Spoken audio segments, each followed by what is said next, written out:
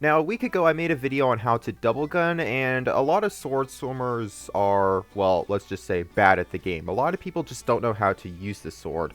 So today I'm going to be going over everything you need to know with the sword, and this video will be split into two categories. It will be how to beat sword swimmers, the base mechanics of the sword, how to use the sword, and how to beat sword swimmers, because there are some really annoying bugs with the sword which makes it just broken to use, which I don't like to use it against other sword swimmers. And then the other half of the video, which is against double gunners.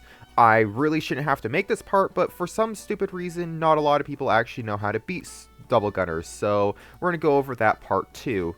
So not further ado, let's jump into this tutorial. So I'm going to do a quick rundown of all the features of the sword. So there's your basic attack, which is left click or RT. There's your block, which is LT or right click. There is your sword lunge, which is holding down M1, which is your left click. And for controller, it is holding down RT, which is your right trigger.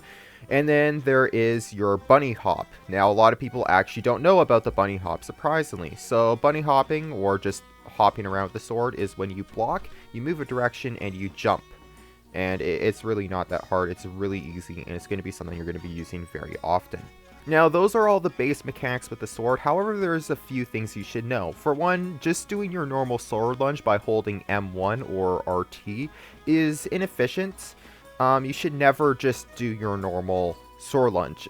For a sword lunge that you should do is holding down block and then charging up your sword lunge, and this will allow you to move quicker. Now, another thing that you should know about sword lunging is that if you do a jump after you do your block and then sword lunge, is you will do a Jedi jump, and this is very useful. More on this a little bit later. Now, with sidestepping, there is a little feature that you should know about. If you do a sidestep, stop blocking, and then jump again, you will do this thing called bunny hopping. I don't recommend doing this on a ship unless you're, of course, under deck. If you're on top deck, you'll most likely fall off. But pretty much when you're on an island, this will be very useful. More on this a little bit later in the video. Now, onto the combat with sword swimmers. Now, when you have a ton of people with swords chasing you, I do not recommend M1 spamming, and the reason for this is how buggy it is. Now, you can, of course, block, but most of the time, block doesn't really work because of how broken Sea of Thieves is. So, pretty much, you kind of have to do what's called sword lunge spamming. Now, sword lunge spamming doesn't take much skill. Now, if you're on a sloop with two people, and you're doing a 2v1, you shouldn't have much of a problem. You shouldn't need to sword lunge much, but when you're on a galleon, you'll probably need to sword lunge a little bit more. So, pretty much, when you're on a galleon, you're doing a 1v4, and let's say they're all on the capstan. They're all trying to raise their anchor and everything. What you want to do is do a quick sword lunge to them, and it will hit them all. Now, with the sword lunge, it is very useful if you're a little bit of a distance away, like we talked about earlier with the Jedi jump sword lunge. I recommend when you're a decent distance away and you're about to do a sword lunge, you can just, do a little jump and you'll be able to hit them. Now, if you're too far away, though, and you're about to, let's say, do a sword lunge, grab onto a cannon, grab onto a ladder, grab onto anything that's close to you, and that will cancel your sword lunge. Now, let's say the whole entire crew is spaced out. At that point, that's when you pull out the M1 spam, because people, when they're getting slashed, can't slash you back unless, of course, you get a ping spike. In that case, yes, you'll get slashed back. So pretty much at times you do want to M1 spam, and at times you just want to sword lunge spam. There's a little bit of balance between both when it comes to defeating sword swimmers, but mostly you're going to be just sword lunge spamming.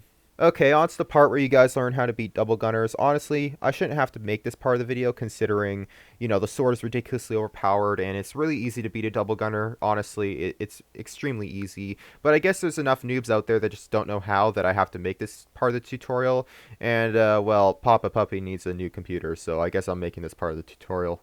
Okay, firstly, a lot of sword swimmers seem to just, walk around and they just slash their sword, missing the double gunner. This is terrible strategy, for one. I don't get what people are trying to accomplish. I know that they're trying to kill the double gunner, of course, that's their main goal, but I don't know what they're doing. They're just walking around, they're just slashing whatever, and they're just missing the double gunner. This is bad. This is terrible strategy.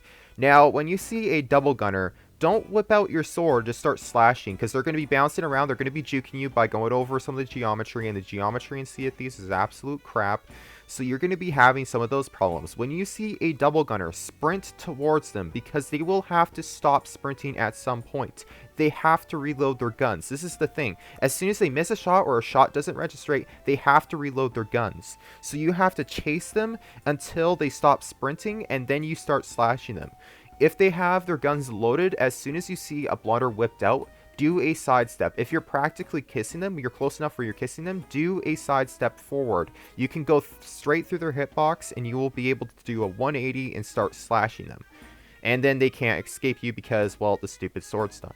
Secondly, do not sword lunge if you can help it. If there's a point where you can pull off a sword lunge, let's say you're by the wheel on the galleon and they're chasing you, at that point you can pull off a quick sword lunge and you will be able to slash them. However, there is times where they whip out the blunder and they just one blunder you while you're doing a sword lunge towards them. So keep that in mind. I do not recommend doing the sword lunge.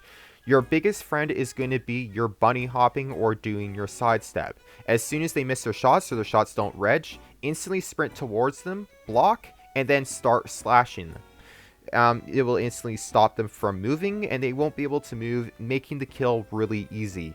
Now, if you have multiple sword stormers on you, go under deck. Under deck is going to be your friend. They can't jump around, they get stuck under deck, and it's a very enclosed space. As soon as they're under deck, they're in your playground. You have them where you want them to be. If they have a blunderbuss, do some side steps. You can go through their hitbox using side steps. It's not that hard to avoid the blunders. Of course, the biggest problem is, of course, the backtrack issues in the game. But, of course, that doesn't really, I find, happen often with the blunderbuss. But you do have some damage taken. Don't instantly pull out your food and eat. Remember, you have the advantage. You have the sword. They have to reload their guns. Just do some side steps.